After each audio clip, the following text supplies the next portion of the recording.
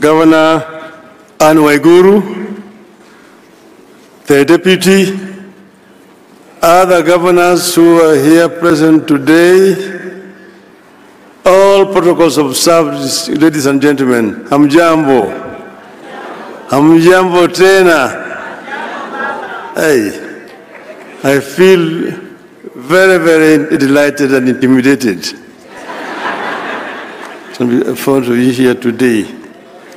I am happy to come. I was invited to come, and I was reminded that this is the 8th of the summit that we're holding.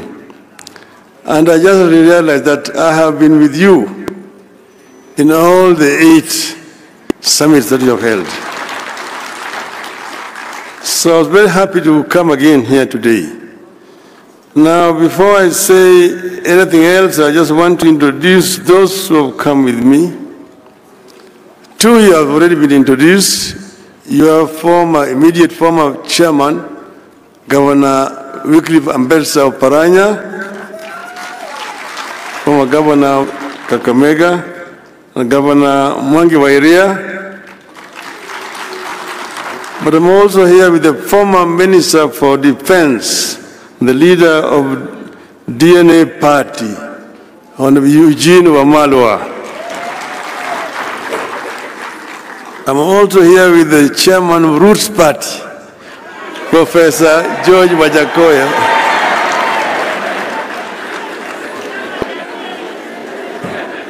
Those are Wanaazimio who have accompanied me to come here.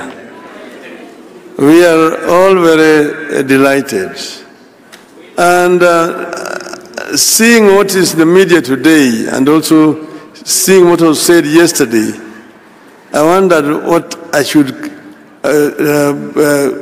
term my talk to you today. I looked at all the messages were given yesterday, and I said, maybe, it's like Swahili say, that nyani haoni kundule.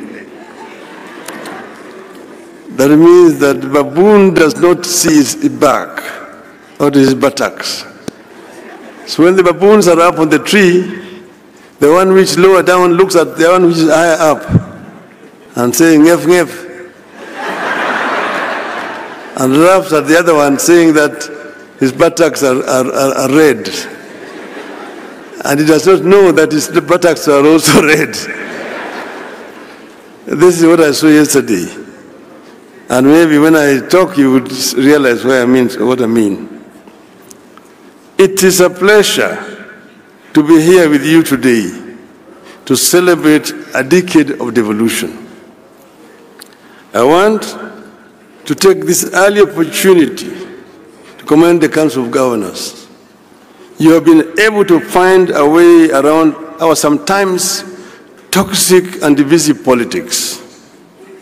You have been able to create a leadership that looks past party and political differences and moves you forward as a team. I commend you for your ability to mend fences and build bridges. I want to encourage you to continue on this path of consensus building, mutual respect, and decorum.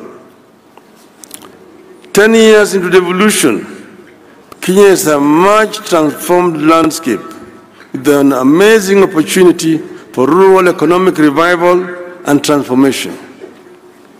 There is now economic life in rural areas. Some previously dead towns and market centers are beaming with the life after devolution. The prospect of Kenyans taking charge of their destiny and driving their own development is alive today because of devolution. A new middle class, whose members have not stepped into any major city in Kenya, is rising in the villages across Kenya, thanks to devolution. Devolution's success is a success story. It's a testimony to what we can achieve as a nation when we decide to pursue big dreams, no matter how daunting the obstacles may seem. As a country, we must congratulate ourselves for having endorsed devolution 13 years ago. And we must always remember it was not an easy victory. When we first unveiled devolution as a campaign platform in 2007 election, the proponents, including yours truly, were vilified and accused of planning to break Kenya up. We stood our ground and pushed devolution into every political conversation in Kenya, and we won. I am aware that even today, as you try to imagine and dream how best devolution can deliver more for our people, as you try to test and stretch the limits of devolution, you face skepticism and fears that you may be wrong and that it might destroy your political careers. My advice is that you dream on and soldier on. And I know that anybody who decides to go and run as a governor is himself already a convinced that devolution can work. And I encourage you to remember the words of President Franklin Roosevelt. I quote, "The only limit to our realization of tomorrow will be our doubts of today. Let us move forward with a strong and active faith," unquote. Devolution continues to have doubters, but devolution can no longer be a loser without the nation losing. Excellencies, at this forum, I have the warm feeling of a person among friends who think alike and have the same goals and aspirations. As far as devolution goes, my aspirations and those of the governors are aligned. We may have differed here and there about the management of our affairs at both the national and county levels. But when it comes to devolution, I believe our differences are only as to the method of attaining a goal. There has never been, and there shall never be, an argument between us about the goal. We all appreciate devolution. We all want devolution. In some counties, devolution was achieved in 10 years, what the national government was never able to achieve in 50 years. You know the challenges facing devolution. For instance, funding remains inadequate and its flow uneven and unpredictable. The controller of budget and central bank need to relook at the law. The County Allocation of Revenue Act, CARA, contains a disbursement schedule. And I was sitting next to the former governor, who is now the Minister for Finance, and I told him exactly the same thing. Therefore, the administrative step of Treasury writing a letter to CBK to release funds should not arise. CBK should implement CARA full stop. Bureaucracy at the Office of the Controller of Budget continues to hold back devolution. There's a worrying clash of vision and responsibility between county chief executives and the members of county assemblies. As the first port of call across the villages, MCAs have real concerns like remuneration and facilitation that ought to be addressed. That ought to be addressed in the interest of harmonious working relationship with the county dream bearers who are the governors. And you see the Nyani Aoni Kundule. Across the 47 counties, the wage bill has become uncontrollable and continues to eat into what should go into the development. Even more worrying is the continuing duplication of functions. More money continues to be spent at Afya House, Kilim House, and Maji House in Nairobi for the roles that are devolved. Nyani aone kunduli.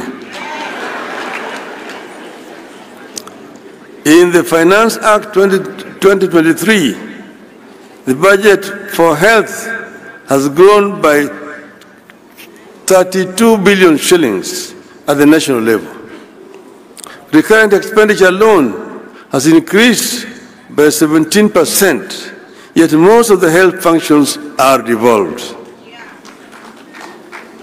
Today, fertilizers are procured and distributed by the national government. Affordable housing is being conceptualized and implemented by the national government. The government wants to build markets and employ community health workers. All these are devolved functions whose money should be released to the counties.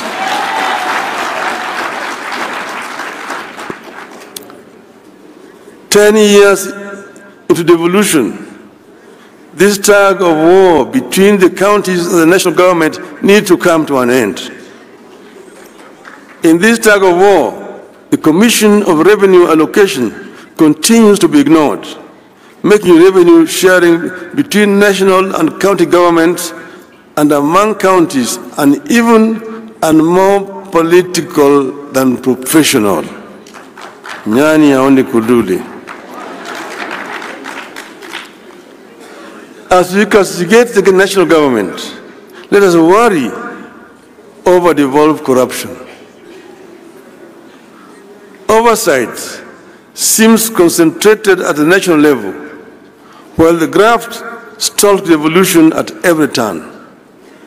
The interplay between oversight institutions like the county assemblies, Auditor General, the Senate, and the investigative and prosecutorial arms is weak, and the institutions not working together.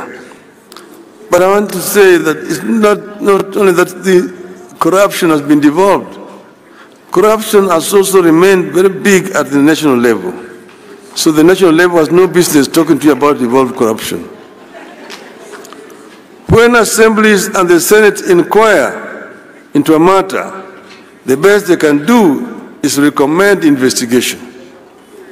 When investigators complete their work, the best they can do is to recommend prosecution. And there is, of course, no guarantee that the courts will punish the wrongdoers. Let us address these man-made challenges once and for all, so that we can unleash the full transformative capacities of our counties. We need a constant and consistent monitoring of all laws governing devolution to ensure their implementation and to add statutes whenever they are needed. Your Excellencies, ladies and gentlemen, we meet at a time our country is facing real grave threats. This is a reality check backed by government data. The economy is struggling. Our national currency is severely weakened. The shilling has fallen by 10% since March this year. Our people have been hit hard by punitive taxes and consequent rise in the cost of living. We have runaway unemployment. Our healthcare system is broken. We face challenges with food security at a time climate change is turning everything upside down. From farming to healthcare to provision of water and infrastructure, nothing is the same or predictable anymore. Unfortunately for governors, you are stationed where the desperation, the need, and the expectations are highest. That is, at the grassroots, where people want instant solutions. I believe that as a country, we are lucky to be going through these challenges in the era of devolution. I believe that if county governments were not here to absorb some of the shock and act as cushion, the economic and governance challenges Kenya is going through today would have overwhelmed and overrun the national government. To continue providing buffers for our country and respond to the cries of the people, counties need a tremendous amount of financial resources in a timely and predictable manner. The national government, therefore, needs to understand and appreciate counties as necessary partners in the journey for a successful Kenya. The problems and responsibilities the people and the counties face today demand that we reevaluate and strengthen our commitment to preserve the place of the county government and bestow it with the power, the authority, the responsibilities, and the revenues necessary to discharge those roles and meet expectations. In times like these, county government may be tempted to do what the national government is doing, which is to increase charges for services they provide to generate more revenue. And I was listening to the talk about its own revenue. I see it differently. I believe this is the time for county government to act compassionately and responsibly. The problems our people face today require that we invest within our means in programs that create jobs and put money into the people's pockets. Counties don't have to copy and paste what the national government is doing. I encourage you to be own models for innovation and creativity. Rather than extract more from the pockets of equally suffering masses, I encourage you to continue to provide communities and families with the tools they need to succeed so that they can, in return, finance counties without too much pain. Being on the ground, governors have no time to get into a lot of ideological debates that consume our politics in Nairobi. Counties should have no time for merely making commitments and announcements. Governors have to be practical. You will do well and set examples when you back up your pronouncements with concrete action at the level of policy and practice. I believe that the work that you do, if done well, will with time have a concrete impact on the debate at the national level. This is the time to provide record amounts of assistance to our farmers to enable them save us from the routines of famine, food imports, and food inflation. This is the time for financial inclusion programs and ensure the money reaches the intended recipients. This is the time to work on turning your towns into smart cities of tomorrow, equipped with world-class amenities. I encourage you to soldier on and double your efforts at light manufacturing and value addition as a way of generating revenue and putting money into people's pockets. With focus, you should be able to set up world-class investment and industrial regions along dedicated corridors of your counties to aid manufacturing. I want to encourage you to particularly promote labor-intensive manufacturing because it puts money into the people's pockets. And I'm talking to you as a manufacturing engineer.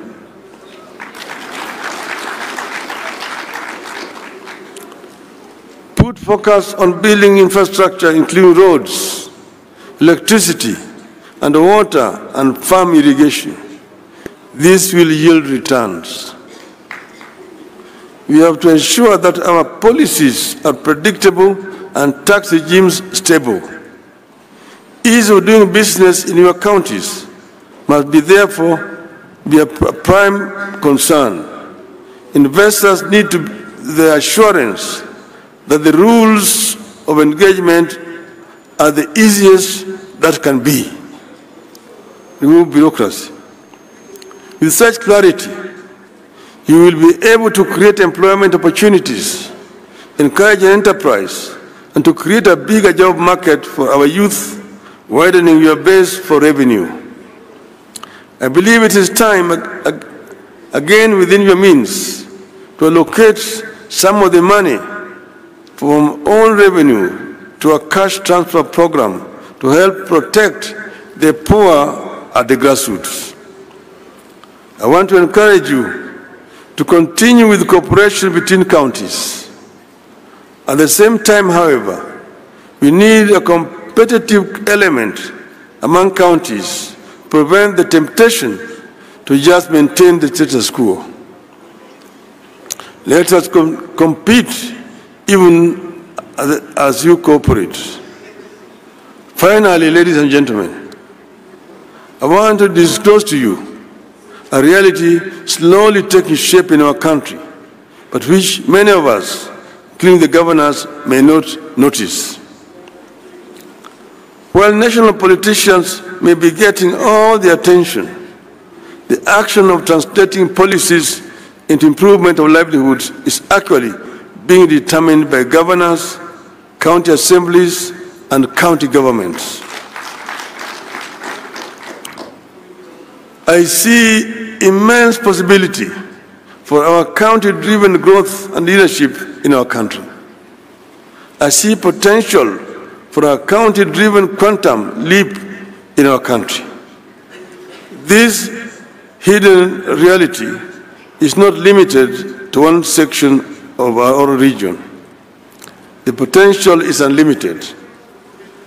Be open to ideas, investments, and innovations. You may just be the team that put the country on the path to a reversible takeoff.